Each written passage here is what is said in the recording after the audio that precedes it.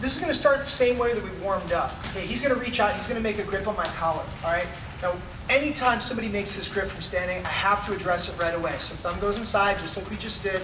We're going to make the grip here. I always break away from my body, and I move my body away from the break. Okay, so all together, I'm here. Now, we're not going to leave this behind. I can't just forget about this and then go for his collar, because he'll re-grip, and then we're even, and I don't want to be even, okay? I want to dominate this. I want to punch this down, okay? I like to put my knuckles right at the top of the person's forearm and punch it down, but any way you control this and keep it off your collar is fine, okay? Now we're going to talk about the upper body grip. There are a lot of options here. I could come same side collar. I could come cross side collar. I could swim all the way behind and put my thumb right aligned with his spine, back of the collar here. And some people, especially if you've wrestled before, they like the collar tie. They like to grab the head. I don't particularly care what grip you use, but you've got to be able to put the person's forehead down to the floor, because that's how we're going to make the person take a step forward and weaken their base, okay? So step one is very simple. We break it, okay? We're going to get an upper body grip. For this first one, I'm going to go cross collar, okay? Now what I'm going to do is I am going to stand slightly farther forward on the sleeve side, and I like to do that because it's easy for me to take a shuffle step in a semicircle back and to the side. I'm going to drag the collar, and I'm going to drag his sleeve so he's forced to take a step forward on that side. As I do that, I don't just walk. I drop down to both knees, then I bring that foot forward, okay? You'll notice he's bent really, really far forward in a way that's totally uncomfortable for him. I'm thinking about bringing his forehead close to his knee, down to the floor. I've still got that strong collar grip. Because he took a step forward, I leave his sleeve, and I'm just going to go all the way down to the heel. So I'm not grabbing his ankle, I'm not grabbing his calf, I'm not grabbing his knee. I go all the way down, and I'm here. From this position, I'm going to think about taking that collar grip, chopping him down to the side, checking the heel so he can't take a step back, and then I'm on my toes, active on my toes in the back here, so I can explode back up once I go to execute the takedown. Now I let go of that right away because I don't want to follow him into the guard with this, because he's going to get me in an arm lock if I do that. So as I feel him going over, I release the collar and I stand over him holding the heel. Okay? So let's say, for example, the person on the bottom's got really strong, heavy legs and the leg doesn't want to go. Okay?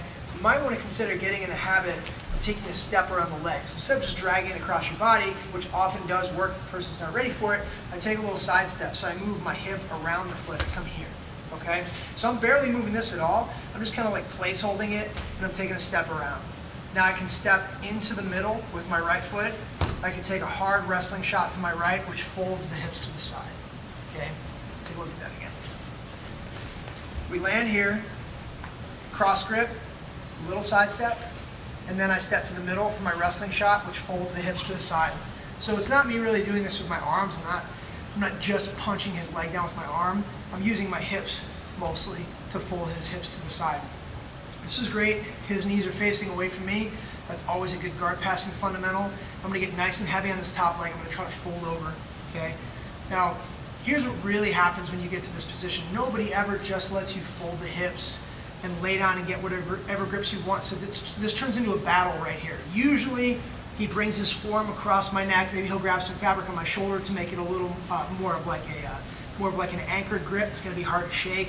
And then he's going to start trying to build up to his bottom arm. And if he does that successfully, go ahead. He's going to start hip escaping away from me and using that frame to square up again. I want to avoid that. Okay. So once we get into this position, I think it's safe just to assume most people are going to get this most of the time. Okay. So we're just going to deal with this first. I've got my kickstand supporting my weight. Got my knee on the mat. I'm going to reach for the horseshoe grip here first. Because I'm going to reach for this grip. Now, even if I just get my fingers in it, this is something to start with. Now I'm going to move his arm using the whole weight of my body and my shoulder. So he's going to make a strong grip here, and then I'm going to lay down on that forearm. I'm going to look toward his hand, because the reality is if he's really trying, he's going to be driving it up into my neck. So I'm going to look here, makes it a little bit better. I'm going to lean into it. I'm going to use my left shoulder just to shake that grip off. Okay? If it comes all the way off, great, but most of the time it's going to significantly weaken that connection he's got on my neck. Next step is I'm going to reach for his bottom arm, because even here he can still build up to this arm. So whether it's over or under, preferably over, I'm going to scoop it up and bring it off the mat. Okay? One of the most important things that people often forget, head position and closing the distance. So when we're here, I'm also thinking about dropping my head down to his chest, driving my crown up under his chin to flatten him all the way out. So we're all going to get here. And then once you get here, your partner's going to try to move out of the position. He moves around a little bit. I lock him down, okay? Once you establish that you can lock your partner down in this position, then we can all move on to passing and finishing with the choke that we got coming up, okay? So we're going to build on this. Any questions on this? Okay, one more time through. So let's just imagine we just hit the takedown. A lot of people ask, like, when you hit your takedown, well, can't you just like move around, just move to the side and go without even making this grip? You can actually do that. It's fine. It's not bad to get in the rhythm of hitting the takedown and then pass all in one sequence, okay? But still, if we're just standing here, 1, 2, if you can do this, great. Most of the time, it's a good habit to sidestep, drag it across, wrestling shot back up the middle, okay? Now, when we get here, remember, these frames are coming. So let your partner on the bottom make the frame so we can deal with the problem, okay? I'm gonna lay into it. I'm gonna look towards his hand to save my neck. I'm gonna get some type of horseshoe grip in the collar. Now I want this out of my way so I can get closer, okay? So I'm gonna lean into it, make a strong grip. I'm gonna lean into it. I shake my shoulder, shifting my chest. That's gonna help beat the grip. It's really hard for me to use that now. I scoop the bottom arm, and then I come inside and I win head position.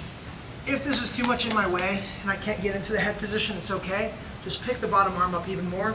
That flattens the person out all the way. He's gonna try to move around a little bit. Tough to move, pretty locked down. We'll move on into the pass and the choke after everybody's got this nailed down here. So I'm gonna take my hand off his arm once I realize that he's not going anywhere, and I'm gonna grab the fabric above his knee, and I'm gonna start punching his knee down toward the mat.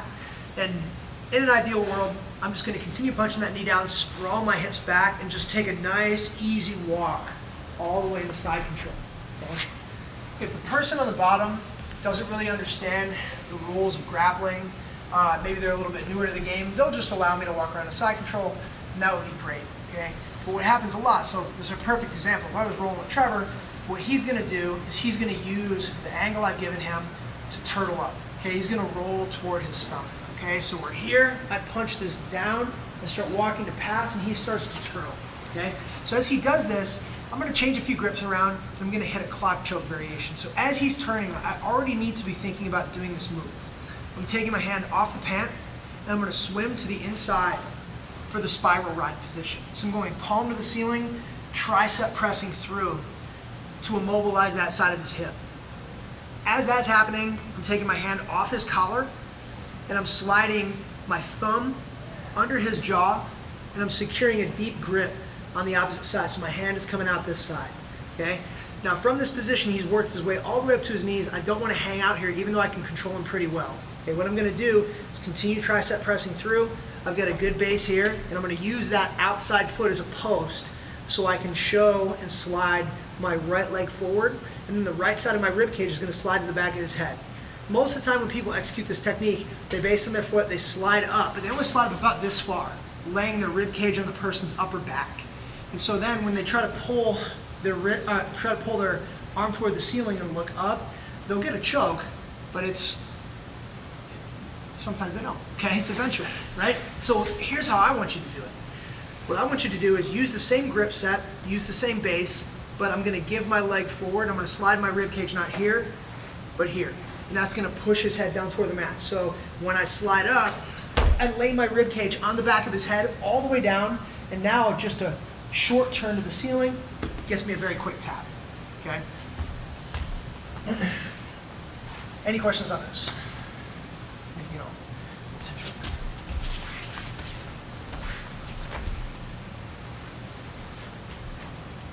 Punch the knee down.